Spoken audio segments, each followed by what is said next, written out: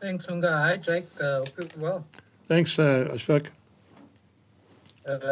Is your nose okay? I don't know. It looks like there's something there on your Yeah, face. Ashfaq. No, I've been. We've just been doing lots of contact. We've got a season coming in, and yeah, Aish. we're doing some boxing. We joined the boxing gym. No. I just had some skin stuff removed. It'll be gone by the weekend. I had to have it done before the summer starts. So just a couple of things cut out. Okay, cool.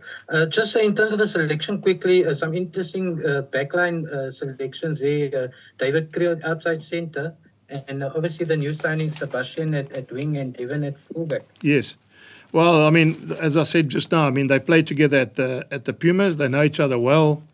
I think Ashfaq, one area that we have identified, we need some pace. I mean, now all of a sudden you got Johan Goossens quick for a 10, David's quick for a centre. Those outside backs are quick outside backs as well. So yeah, I'm looking forward to seeing how we combine, because as I said, you've got lots of players with lots of skill, and if we can interchange them, and especially in different phases of attack, it's going to be obviously something that we've been working on in the preseason. Is that one of your big takeaways from last season and going into the new season, Jake? Because I see Cameron Hanekom also at number 8. Yes. With Arif at 7. Yes, it is, Ashfaq. It's one of the things I think we identified is we probably were beaten for pace in a couple of situations, and that's why recruiting was like it has been.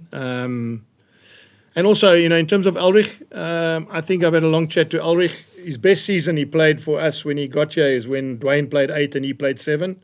So I didn't want him to be fixated with he only has to play 8. I'm quite keen to see how he does at 7 as well, because I don't want to ring fence him that he only plays 8 for the Bulls. I've been saying that since he started, Jake. So thanks, Ashfaq. Thank you for that. No, thank you. Just in terms of the front row, obviously great to have a guy like Walker Lowe there with his experience, but just his size and his scrummaging ability. How big a difference can he make to that pack?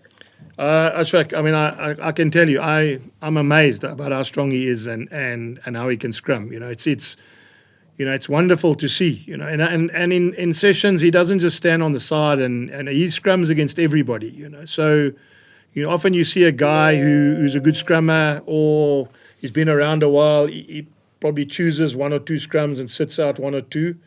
I mean, he scrums. It's almost like that's what he knows he's good at, and he needs as much practice as possible. And he's a wonderful role model for the young props. I mean, you can imagine he's now scrumming against Simpiwe. He's now scrumming against Gerard Steenkamp. He's now scrumming against Dylan Smith. And basically what that means is they're also going to improve. So I've got no doubt that it's not just what he does personally, it's also what he's doing for the hookers and for the loosehead props that scrum against him. Just one more for me. In terms of that tempo, you speak about that bench is also loaded. I mean, it's almost like, I know you don't do now, say it's maybe a Springbok bomb squad kind of setup, but I mean, the impact that those guys, someone like Akka, Nizam, all those guys actually can really lift the pace of the game in the second half. Exactly that, Ashfaq. And there are a couple of things that I looked at our season. One is the first games at altitude, and the next 4 games on tour, 3 of them are on 4G pitches. So, I mean, again, you look at the way we've trained, the selections we're looking at. If we play 3 of those 4 games on 4G pitches, the game's going to be quicker, the breakdown's going to be quicker, the pace of the game, the speed that you need out wide. So, yeah, I mean, it's obviously something we've looked at in terms of our first 5 games, 1 at altitude and 3 of the touring games on 4G. Last one. Just on the Scarlets, I remember you had a big win against them the last time at Loftus, but what do you expect from them and sort of the first game where you haven't really played warm-up games? I think you had that one hit out against the Lions, few sessions there, but normally first game is normally sort of stop-start, handling errors kind of thing. Is there a way to avoid that kind of thing on Sunday? Look, Ashfaq, the one thing I'm not underestimating is they beat us last year, and they beat us convincingly. So, I mean, they are a well-coached team, drilled. They've got Albert van der Berg who's joined them from South Africa. He will obviously have some intel about the Bulls players, so I've got no doubt they'll be, prepared in terms of what they're going to expect from the Bulls. Yeah, and it's I mean that's I suppose the exciting thing is a new combination, and I'm hoping we avoid all those things you talk about. Is the rustiness, the sort of mistakes we make. I'd like to like the players to make a statement on the weekend about all the hard work we've put into the preseason. Cool. Thanks, Thank Ashfaq. you. Anami. Okay. Ati. Ati, Thanks, Lunga. Afternoon, Jake. How are you? good, thanks. Good, man. Jake, again, it's the start of a new season for you guys. Just on a personal note, from your side, when you go to a new season, do you still get those butterflies you used to when you started off coaching? And also, again, just what keeps you going, to come back year after year? Yeah. No, I do get those butterflies, Ati. I mean, I can tell you, I suppose they change a bit in terms of when you're young, you have butterflies for different reasons. I have butterflies now because I get excited and I have a massive expectation. How do I keep myself going? I suppose what happens is you just basically, I love it so much that, it's something as long as I keep loving coaching and I love being on the field and I love bringing teams together. And that's what's so nice. I mean, this is a new group of players, new group of coaches.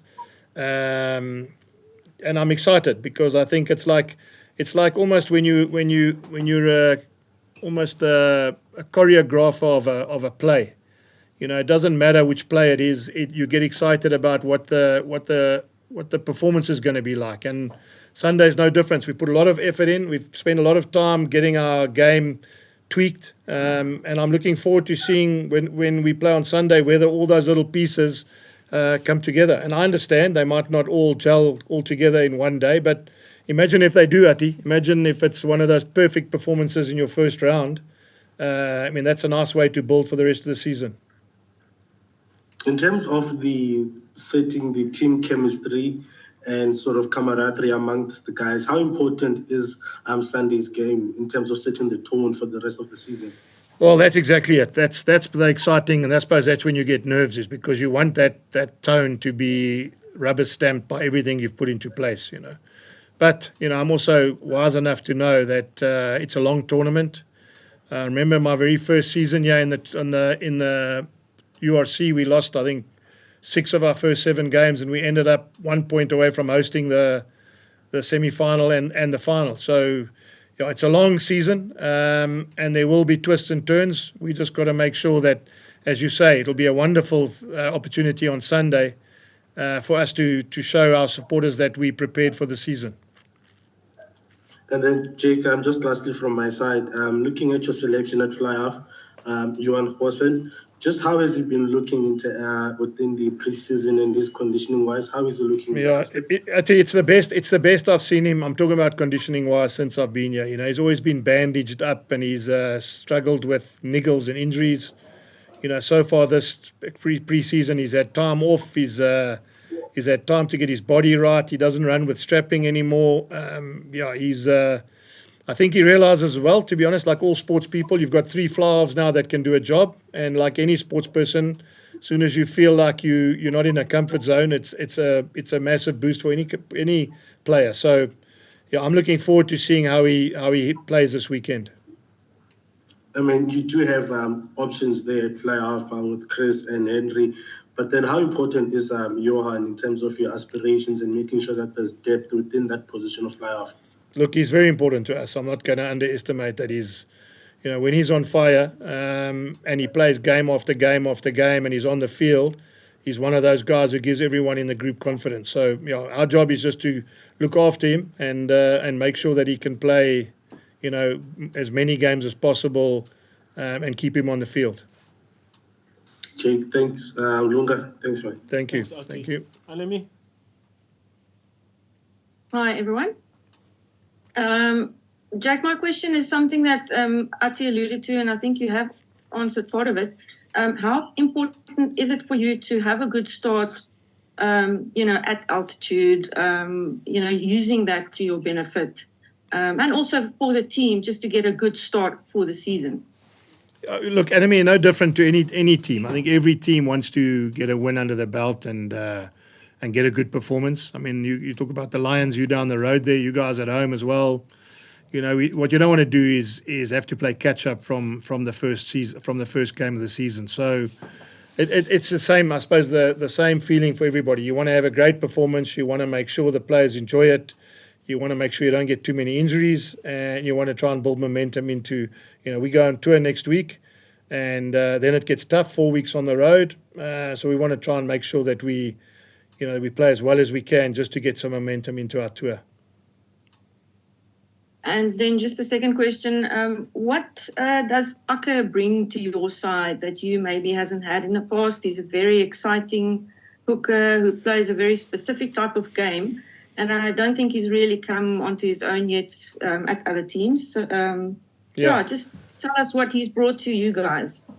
Look, I mean, everything. I mean, he's brought us experience. He's got test match experience. He's been into Europe. He's unbelievably competitive, as you know. And yeah, I mean, I suppose he's competitive, and that's the nice thing I like about it. I said earlier, you're not this big and then become a hooker and want to make it in the world if you have an holding where my chance will come, coach. He wants to play, and he'll knock the door down, and he'll keep putting pressure on me. And the challenge is he's got to do well. He does well, then makes it easy for me. And the nice thing is, Grobbies, who's now been picked ahead of him, and Jan Hendrik, who's obviously coming behind him because he's injured. They're all going to push each other. And, what a wonderful position for us to be in, that the two best players will play in the final at the end of the season. And, that's what's nice for me, is that they've got to push each other from now until the end of the competition.